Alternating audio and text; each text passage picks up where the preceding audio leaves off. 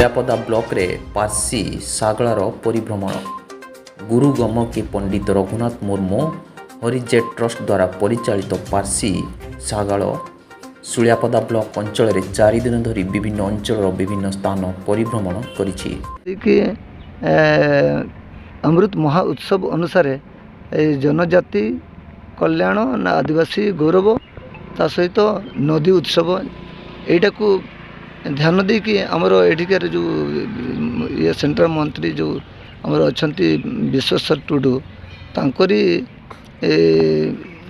ଦ୍ୱାରା ପରିଚାଳିତ କରାହେଉଛି।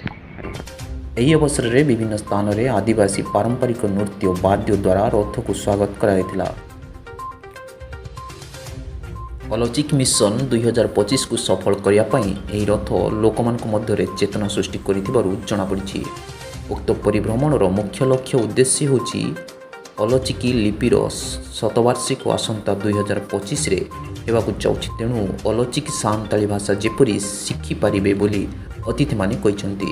ଏଥିରେ ଟ୍ରଷ୍ଟର ମୁଖ୍ୟ ପରିଚାଳକ ତଥା ପଣ୍ଡିତ ରଘୁନାଥ ମୁର୍ମୁଙ୍କ ନାତି ଚୁନିୟନ ରଘୁ ମୁର୍ମୁ, ଆବାହକ ଏବଂ ସଭାପତି ଦେବାନନ୍ଦ ମୁର୍ମୁ, ପୂର୍ବତନ ଚେୟାରମ୍ୟାନ୍ ଭାଗବତ ମାରାଣ୍ଡି ପ୍ରମୁଖ ଯୋଗ ଦେଇଥିଲେ। ସୁଳିଆପଦାରୁ ସମୀର ମହାନ୍ତିଙ୍କ ରିପୋର୍ଟ, ଭଞ୍ଜୌତ ନ୍ୟୁଜ୍।